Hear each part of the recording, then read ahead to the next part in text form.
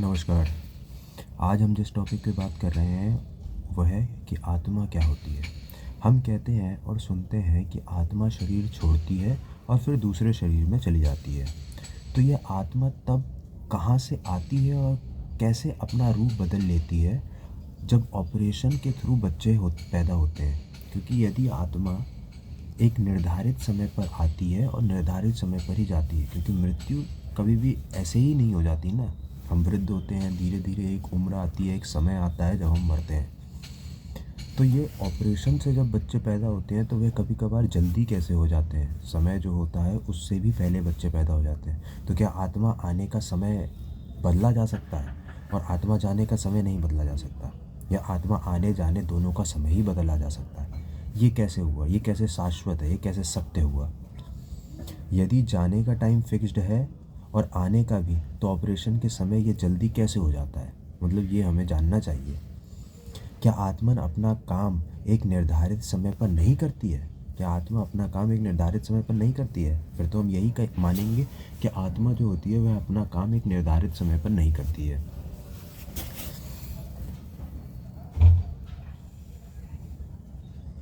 इसका लेना देना असल में कुछ भी आत्मा से नहीं है।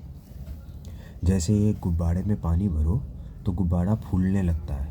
यह इस कारण नहीं होता है कि उसमें कोई आत्मा प्रवेश कर जाती है जिस कारण से गुब्बारा फूलने लगता है, बल्कि यह इस कारण से होता है क्योंकि गुब्बारे का जो नेचर होता है वो इलास्टिक होता है, वो खिंचाव महसूस करता है, खींचने वाला होता है। इस कारण उसमें पानी भरो और वो गुब्बारा फूलने लगता है। ऐसा घड़े के साथ नहीं होता। पानी में भी ऐसी कोई चीज़ नहीं है जो कि गुब्बारे को फुला रही है, क्योंकि जब हम घड़े में पानी डालते हैं तो घड़े से पानी बाहर निकल आता है। जितनी उसकी सीमा होगी उतना ही वो पानी उसमें रख पाता है। तो फिर ऐसा आत्मा के साथ क्यों हो रहा है? आत्मा रूप कैसे बदल सकती है? ये झूठ है या सच है? असल बात यह है कि आत्मा जैसी कोई चीज़ असल में होती नहीं है। होती है, पर जिसको आत्मा आजकल के लोग जानते हैं और मानते हैं कि आत्मा कोई एक आसमान से आई हुई चीज़ है और जो हमारे अंदर भीतर आ जाती है, जिससे ये सब कुछ हो रहा है, ये सब मिथ्या है, ये सब झूठ है। ऐसा कुछ भी नहीं है। पेट में पहले से ही वो सारी पदार्थ मौजूद है जिसके कारण वो गर्भ का रूप धारण करते हैं और उसी से बच्चा पैदा होता है। असल में उसी से बच्चा आता है, उसी में बच्चा बनता है। असल में ऐसा कुछ भी नहीं होता है कि कोई आत्मा उस शरीर में आ गई है और बच्चा बनने लगा। ऐसा कहीं भी नहीं है, ऐसा होता ही नहीं है। जो होता है वो यह है कि पेट पहले से ही उसके अंदर ये सारी चीज़ें मौजूद हैं जो कि बच्चा पैदा बनाने के लिए ज़रूरी है। जैसे हमारा हाथ होता है, जब हम छोटे होते हैं तो इतना सा होता है, और जैसे हम बड़ा होते हैं तो ये बढ़ता जाता है। ये कोई आत्मा काम नहीं कर रही। आत्मा क्या खींच रही है क्या? आत्मा इसको खींच रही है क्या? नहीं, यह हाथ की प्रवृत्ति ही है कि ये बढ़ेगा ही। जैसे हमारा शरीर होता है, ये भी तो बढ़ता है। क्यों बढ़ता है? कोई आत्मा थोड़ी ना इसको बढ़ाती है, यह इसकी प्रवृत्ति ही है, अंदर से ही ये ऐसा है। कोई भी चीज़ होगी वो अंदर से ही वैसी है कि वो बढ़ती है, घटती है, कम होती है, ज़्यादा होती है, ऐसा होता है। कुछ लोग कई बार ऐसा भी कहते हैं कि जो हमारे नाखून होते हैं, हमारे बाल होते हैं, नॉन लिविंग थिंग होती है, और ये कैसे बढ़ती है जब हम मर भी जाते हैं या कुछ भी हो जाता है। तो ये जो एक उम्र का पड़ाव होता है, एक उम्र के पड़ाव के बाद तो शरीर भी नहीं बढ़ता है, मतलब हाइट में नहीं बढ़ता है, तो फिर भी वज़न तो बढ़ता है, वज़न घटता भी है। तो ये कैसे होता है फिर? बाल बाल जो हमारे होते हैं ये काले होते हैं, फिर उसके बाद ये सफ़ेद होने लगते हैं। ये कैसे होता है फिर? असल में इसका एक समय के बाद शरीर की राह जो होती है वो बदल जाती है। मतलब कहने का मतलब है, पहले हम फिज़िकली रूप पे बढ़ रहे होते हैं, पर उसके बाद हम फिज़िकली रूप पे ना बढ़ के फिज़िकली रूप में ना बढ़ के एक दूसरे डायमेंशनल रूप में बढ़ते हैं। जैसे कि कहने का मतलब है कि अभी तो हम एक फ़िज़िकली रूप में बढ़ रहे हैं। 20-22 साल तक इंसान का शरीर जो होता है वो बढ़ता है, पर उसके बाद वह शरीर बढ़ता नहीं है, असल में वह घटना शुरू होता है। यानी कि मतलब है कि हमारे 20-22 साल में हमारी दाढ़ी आती है, फिर 25-35-40 साल तक ये काली रहती है, फिर उसके बाद ये सफ़ेद होने लगती है। क्यों यह सफ़ेद होने लगती है? यानी कि रूप की जो दिशा होती है वह बदलने लगती है, क्योंकि रूप ही तो बदल रहा है। आत्मा कहीं भी कुछ भी काम नहीं कर रही है, बस रूप बदलने लगता है। ये आत्मा का रूप नहीं है, ये शरीर का ही रूप है। ये शरीर का ही रूप है। अंदर से शरीर ढलने लगता है, इस कारण से जो पदार्थ उसको काला करते वह सफ़ेद करने लगते हैं, वह मजबूत नहीं रहते हैं। यह कारण होता है। असल में इसका कोई भी बाहरी बाहरी दुनिया से कोई भी संबंध नहीं है। मतलब कहने का मतलब है कि ये कोई बाहर से आई हुई चीज़ नहीं है जो हमारे शरीर में आ गई है और हमारी आत्मा को बढ़ा रही है, घटा रही है, पैदा कर रही है, मार रही है। ऐसा कुछ भी नहीं है। ऐसा कहीं भी कुछ भी होता नहीं है। तो फिर आत्मा क्या होती है? अब इस बारे में भी हमें जानना चाहिए कि आत्मा क्या होती है। हम कहते हैं कि बहुत सारे भगवान हुए इस विश्व में, जो कि शुद्ध रूप से हम उनकी पूजा करते हैं, प्रार्थना करते हैं। वह जो शुद्ध रूप है उसको आत्मा कहते हैं। जो शुद्ध रूप क्या होता है?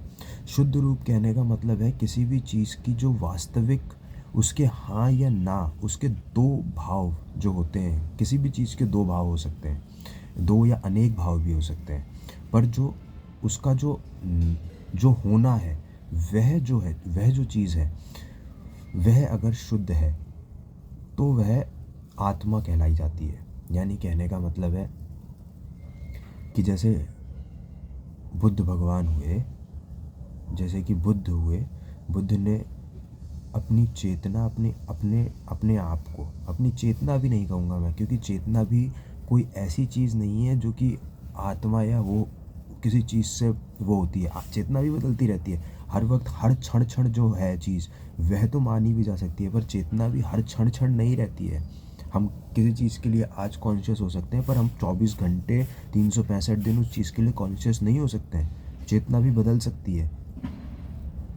पर जैसे कि सत्य बोलने वाला, अगर कोई व्यक्ति सत्य बोलता है, 24 घंटे सत्य ही बोलता है, तो वह उसकी आत्मा है। वह उसकी आत्मा है कि वह सत्य ही बोलता है। कोई इंसान झूठ बोलता है तो वह उसकी आत्मा है कि वह झूठ ही बोलता है। कोई इंसान अच्छा काम करता है तो वह उसकी आत्मा है कि वह अच्छा काम करता है। कोई बुरा काम करता है तो वह आत्मा है उसकी, कोई जो बुरा काम कर रहा है। तो आत्मा को हमें किसी दूसरे पदार्थ के रूप में नहीं जानना चाहिए, या उस रूप में भी नहीं जानना चाहिए कि वह है तो पर दिखता नहीं है। वह है तो पर उसको महसूस करा जा सकता है, उसको जाना नहीं जा सकता। ऐसा कुछ भी नहीं है। आत्मा शरीर में होती ही नहीं है। असल में जो आत्मा जिसको कहा जाता है वह होता है गुण। जीव के अंदर जो गुण होता है उसी को हम आत्मा शब्द से संबोधित करते हैं। कहने का मतलब है कि हम परमात्मा को कैसे जानते हैं? परमात्मा को हम ऐसे जानते हैं कि वो सर्वज्ञ है, हर जगह है वो। ऐसा नहीं है कि वो यहाँ है तो अमेरिका में नहीं है, और अमेरिका में है तो यहाँ नहीं है। वह अमेरिका में भी है, भारत में भी है, चाइना में भी है, रसिया में भी है, हर जगह है। ऐसा नहीं है कि वह सिर्फ भारत में ही मौजूद है। जो परमात्मा होता है वो हर जगह होता है, सर्वज्ञ होता है। पर जीव जो होता है, जो हिंदुस्तान इंडिया में जो जीव है वो अमेरिका में नहीं है, अमेरिका में दूसरा जीव है। जो चाइना में जीव है वो इंडिया वाला नहीं है, वो दूसरा जीव है। तो जीव बदल सकता है पर परमात्मा नहीं बदलता। यानी कहने का मतलब है कि सर्वज्ञता जो है वो इंसान में, जीव में नहीं हो सकती। तो जब फिर हम भगवान परमात्मा को कैसे जाने, इसके लिए हम आत्मा का सहारा लेते हैं। एक शब्द बनाते हैं जिससे कि हम आत्मा को पवित्र दिखा सकते हैं। आत्मा को हम पवित्र बनाते हैं तो हम अपने अंदर वो पवित्रता पैदा करते हैं कि भाई हाँ, नहीं, मैं झूठ नहीं बोलूँगा कभी भी। जब मैं झूठ नहीं बोलूँगा तो इसका मतलब है कि मैं परमात्मा के थ्रू परमात्मा को याद कर रहा हूँ, अपनी आत्मा के थ्रू। ये कहना होता है आत्मा का मतलब। ऐसा कुछ भी नहीं है आत्मा का कहना कि आत्मा शरीर छोड़ रही है, फिर शरीर में आ रही है, फिर शरीर छोड़ रही है, फिर शरीर में आ रही है, फिर शरीर छोड़ रही है, फिर शरीर में आ रही है। ऐसा कुछ भी नहीं है। ये ऐसी मिथ्यावादी बातों से हमें बचना चाहिए, ऐसी झूठी बातों से हमें बचना चाहिए। ये सिर्फ हमें डराने के लिए, धमकाने के लिए, अज्ञान हमसे ज्ञान छुपाने के लिए। और जो वह बता रहा है ये बात, वह तो वैसे ही ज्ञानी नहीं है, उसको तो वैसे ही नहीं मालूम कि ये बात का सत्य है क्या। तो ये चीज़ें हमें कभी नहीं माननी चाहिए।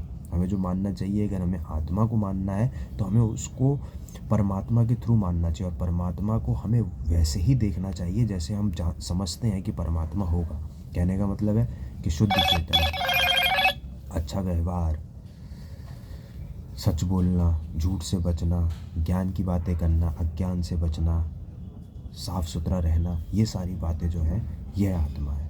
तो मैं उम्मीद करता हूँ कि आपको समझ में आया होगा कि आत्मा शरीर छोड़ती नहीं, शरीर में जाती नहीं, शरीर खुद ब खुद बनता है, खुद ब खुद बिगड़ता है। तो कृपया करके आत्मा को असल में उस रूप में जाने जिस रूप में आप परमात्मा को देखना चाहते हैं।